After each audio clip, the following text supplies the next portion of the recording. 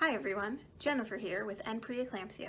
May is Preeclampsia Awareness Month, and all this month we're bringing you some videos to help raise awareness and to answer some of our most common questions. May is also Maternal Mental Health Awareness Month. Today I want to talk a little bit about how preeclampsia can affect our mental health. Preeclampsia, eclampsia, HELLP syndrome, and gestational hypertension can be a very traumatic experience.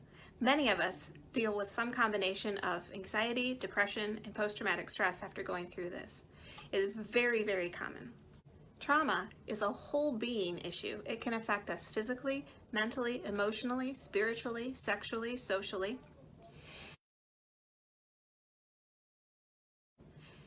Trauma can cause physical symptoms we may not expect. It can cause headaches, memory issues, heart palpitations, shortness of breath. It can cause sleep issues, trouble falling asleep, trouble staying asleep, or you may sleep a lot but wake up not feeling rested. It can cause muscle aches and fatigue. It can cause trembling and shaking. It can cause digestion issues, upset stomach, diarrhea. Now, if you're like me, you had an idea of what you thought your birth would be like. You might have pictured going into labor, waking up your partner to say, "Honey, I think it's time." You might have pictured having a natural birth, maybe at home or in a birth center. Maybe you were planning to get the epidural the moment you hit the parking lot. And then along came preeclampsia and changed all of those plans. Some people think that grief only applies to a death. If you lost a child, you're allowed to grieve. And we definitely grieve with those who have lost children to preeclampsia. But even if you and your child both survived, there can be a grief process for the loss of the pregnancy, birth, and postpartum you should have had. Grief can cause a lot of emotions. You might feel sadness over missing out on the things you should have had, those moments that you had envisioned. You might feel anger. Maybe your anger is directed at the doctor or at God or at yourself.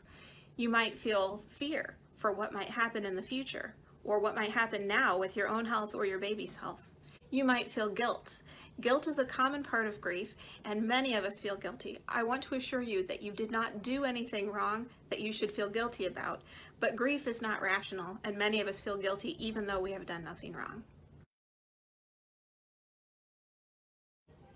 Humans have a tendency to think that nothing bad will ever happen until something bad does actually happen, and then we might think that bad things will always happen.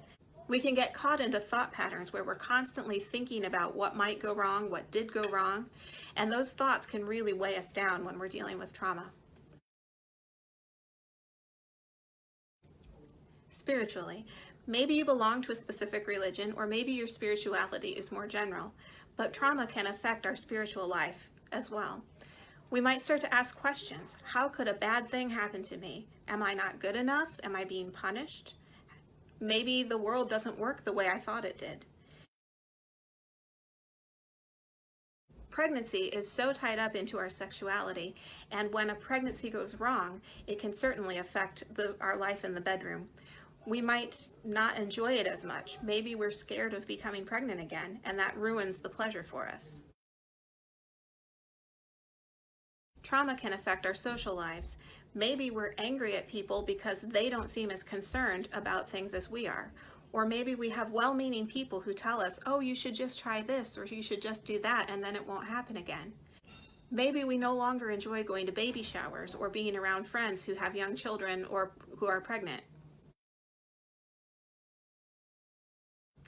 Often the most helpful is therapy. A trained professional can help you process what happened, can talk you through the event, and sift through those emotions to find out what is true and what is just your mind playing tricks with you.